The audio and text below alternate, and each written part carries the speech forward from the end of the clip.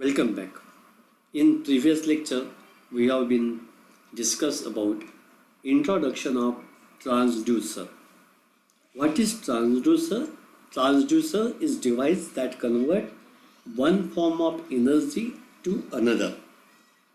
When we talk about instrumentation system, then it begins with transducer because instruments needs input in the form of electrical energy. However, number of times input may be in the form of physical quantity. In that case, we need to convert that physical quantity into electrical energy. Sometimes we need to convert electrical energy into physical quantity. For example, if we have to measure the temperature is what? Physical quantity. We are using digital thermometer to measure the temperature. Now, what will happen? We take that temperature as a physical quantity and convert it into electrical quantity, and then it is displayed on the display unit or at output system. Similarly, suppose this is the fan. We are giving electrical energy to fan and it is converting that electrical energy into mechanical rotation. That is, we have to convert either physical energy into electrical energy or electrical energy into physical energy.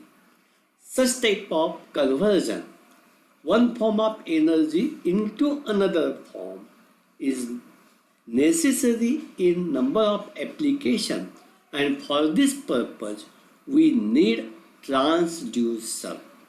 येते लक्षात?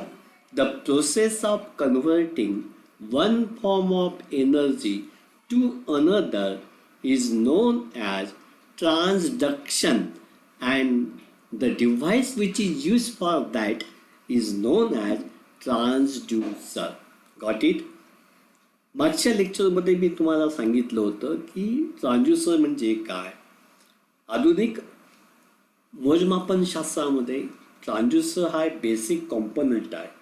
कारण बऱ्याच ठिकाणी आपल्याला भौतिक राशीचं रूपांतर, भौतिक बदलांचं रूपांतर, उदाहरणार्थ टेम्परेचर असेल, लाईट असेल, किंवा आता सध्या जे चाललं आहे ऑक्सिजन आपल्याला पाहायचं असतं, पल्स रेट पाहायचा असतो, तर हे जे भौतिक बदल आहेत त्याचं रूपांतर विद्युत एनर्जीमध्ये करण्यासाठी किंवा विद्युत बदलाचं रूपांतर किंवा विद्युत एनर्जीचं रूपांतर दुसऱ्या कुठल्या तरी एनर्जीमध्ये करण्यासाठी जी उपकरणे वापरली जातात त्याला ट्रान्सड्यूसर असं म्हणतात.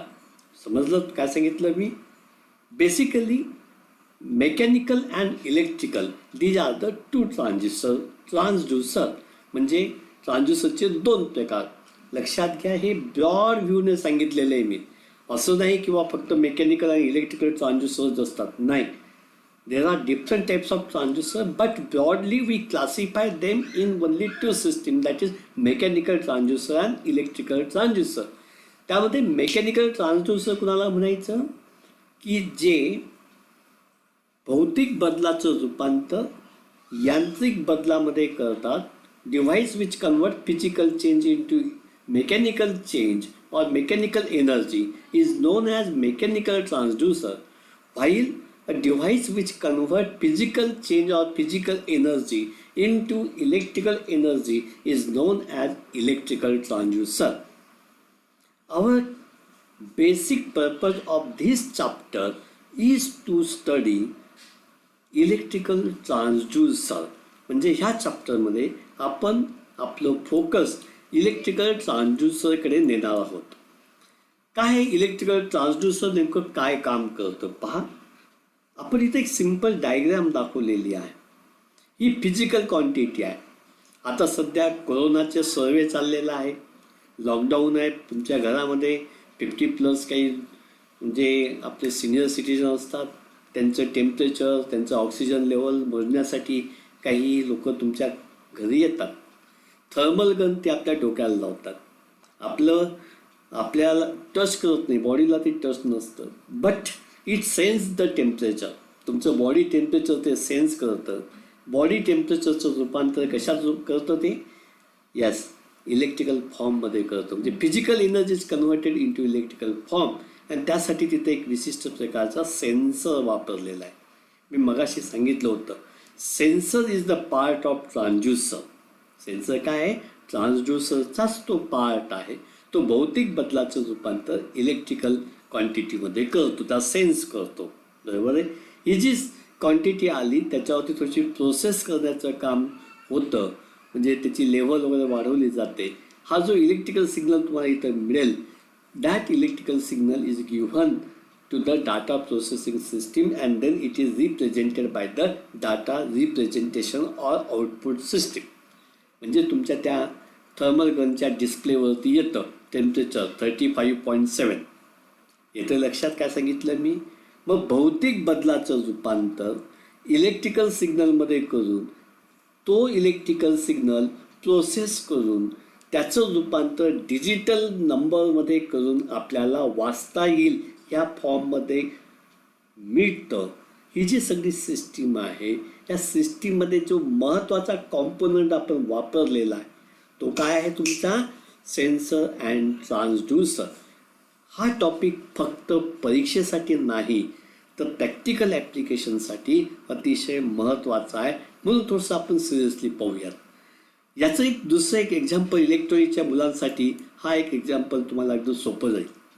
आता मी बोलतोय, माझ्यासमोर मायक्रोफोन आहे. मायक्रोफोन काय करेल? The function of microphone is to convert sound energy into electrical energy. See here, microphone is transducer. It directly takes sound energy and convert it into electrical variation. That electrical signal is given to the amplifier. Amplifier raises the strength of that weak signal and then that weak signal is given to the speaker. What speaker do? Speaker convert that electrical signal or electrical energy into sound energy. This is what happens. ही जी process आहे, जी काय होते आहे, या ठिकाणी microphone and speakers are your transducer. येतंय लक्षात मी काय सांगितलं? मायक्रोफोन आणि स्पीकरला काय म्हणायचं तुम्ही? ट्रान्सड्यूसर म्हणायचं. समजतंय ना? तर मग ट्रान्सड्यूसर म्हणजे काय हे तुमच्या लक्षात आलं असेल. ट्रान्सड्यूसरचे आपण जे वेगवेगळे प्रकार पाहिले त्यातला महत्त्वाचा प्रकार आहे इलेक्ट्रिकल ट्रान्सड्यूसर. हा जो इलेक्ट्रिकल ट्रान्सड्यूसर आहे त्याचे काही फायदे आहेत. कोणते फायदे आहेत त्याचे? 3 मार्कांसाठी तुम्हाला प्रश्न विचारला जातो.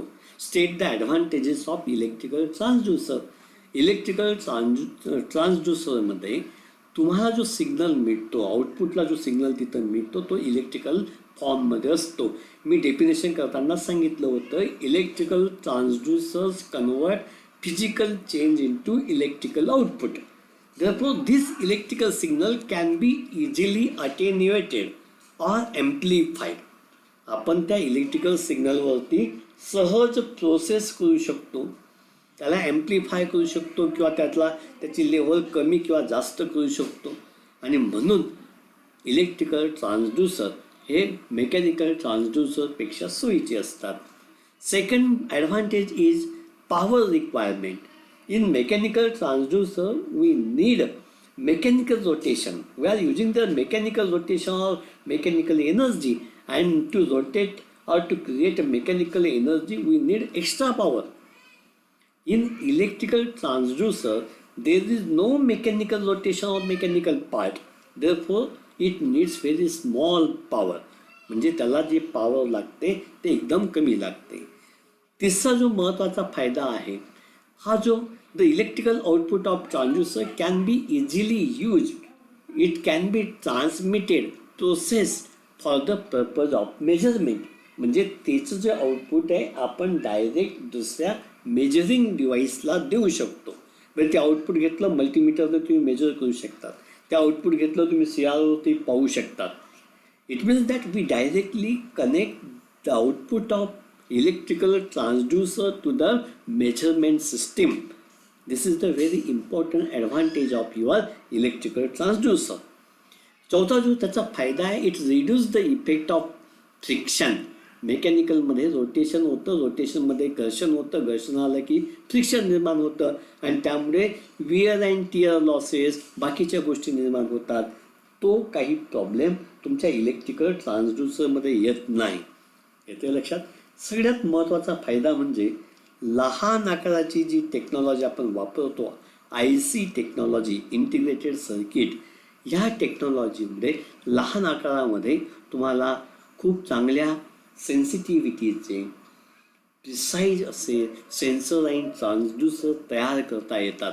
त्यामुळे त्यांचं वेट कमी असतं, आकार लहान असतो, ते सहज एका ठिकाणाहून दुसऱ्या ठिकाणी कॅरी करायला सोपे असतात आणि म्हणून इलेक्ट्रिकल ट्रान्सड्यूसर हे मेकॅनिकलपेक्षा बेटर ठरतात. महत्त्वाचं म्हणजे डाटा ट्रान्समिशन.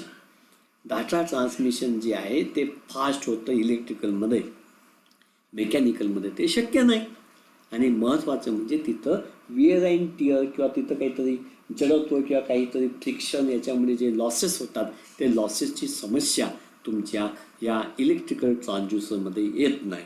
हे झाले त्याचे फायदे. फायद्यांसोबत त्याचे तोटेही आहेत. त्याचे मेन 2 तोटे आहेत. पहिला जो तोटा आहे, the first disadvantage of your electrical transducer is they are costly. त्यांची किंमत थोडी जास्त असते. आणि दुसरं महत्त्वाचं म्हणजे while designing the circuit the effect of ageing and drift of parameter of active component must be consider.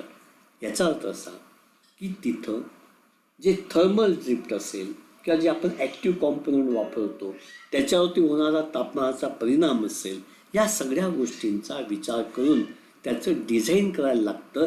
आणि म्हणून त्याचं डिझाईन हे जे आहे थोडं कॉम्प्लिकेटेड असतं. It's design is much more complicated. This is the one of the drawback of your electrical transducer. येते लक्षात. मला वाटतं तुम्हाला कळतं आहे की ट्रान्सड्यूसर म्हणजे काय. ट्रान्सड्यूसरचे मुख्य 2 प्रकार, इलेक्ट्रिकल आणि मेकॅनिकल. आपण इलेक्ट्रिकल वापरतो. इलेक्ट्रिकल ट्रान्सड्यूसरचे फायदे काय, तोटे काय, येते लक्षात. महत्त्वाचं म्हणजे तुम्ही ट्रान्सड्यूसरची निवड कशी करतात. How you select, what is the selection criteria of your transducer. Transducer निवडताना आपण जेव्हा एखादी गोष्ट निवडतो त्यावेळेस काहीतरी डोक्यात ठेवतो. मला लॅपटॉप घ्यायचं असेल त्याचं स्पेसिफिकेशन काय असेल, मला मोबाईल घ्यायचं असेल तर त्याचं स्पेसिफिकेशन काय असेल. तसंच जेव्हा तुम्ही ट्रान्सड्यूसर निवडतात तेव्हा तुम्ही कशा प्रकारचा ट्रान्सड्यूसर निवडला पाहिजे, त्याचे 5 पॉईंट तुम्ही लक्षात ठेवलं पाहिजे. त्याची स्टॅबिलिटी चांगली पाहिजे, तो रिलायबल असला पाहिजे. म्हणजे तिथं मोजमापनामध्ये त्रुटी जेवढ्या कमी येतील, एरर्स मस्ट बी व्हेरी लेस. त्याची जी एरर्स आहे, समजा तुम्ही तुमच्या थर्मोमीटरचं टेम्परेचर मोजतात. माझं टेम्परेचर 35.5 आहे. एकाचं थर्मोमीटर जे आहे तो 35.5 दाखवतो आणि दुसऱ्याचं 37 दाखवतो. असं चालेल का? नाही. म्हणजे त्याचं एरर जो असेल तो मिनिमम असलं पाहिजे. त्याची स्टॅबिलिटी ही चांगली असली पाहिजे. त्याची लिनियारिटी, गुड लिनियारिटी, म्हणजे त्याचे इनपुट आउटपुट कॅरेक्टरिस्टिक जे असतात ते खूप चांगले असले पाहिजे, लिनियर असले पाहिजे. जसं टेम्परेचर असेल तेवढंच टेम्परेचर त्याने दाखवलं पाहिजे. नाही तर टेम्परेचर आहे 35 तो दाखवतोय 36, असं होता कामा नाही. It's input output characteristic of transducer should be linear. येते लक्षात. ते थोडंसे मजबूत असले पाहिजेत. म्हणजे त्यांनी थोडंसं लोड सहन केला पाहिजे. नाही तर लोड आला आणि ते काम करणं थांबवतात असं होता कामा नाही. महत्त्वाचं म्हणजे पुन्हा पुन्हा जरी आपण त्याचं एकच, आता मी थर्मामीटरने एकाच पेशंटचं मी टेम्परेचर मोजतोय, पुन्हा पुन्हा मोजतोय, तर थर्मामीटरला सांगायला नको की मी आता थकलो आहे, असं होता कामा नाही. येते लक्षात. त्यामुळे त्याची रिपिटेबिलिटी जी ती चांगली असली पाहिजे.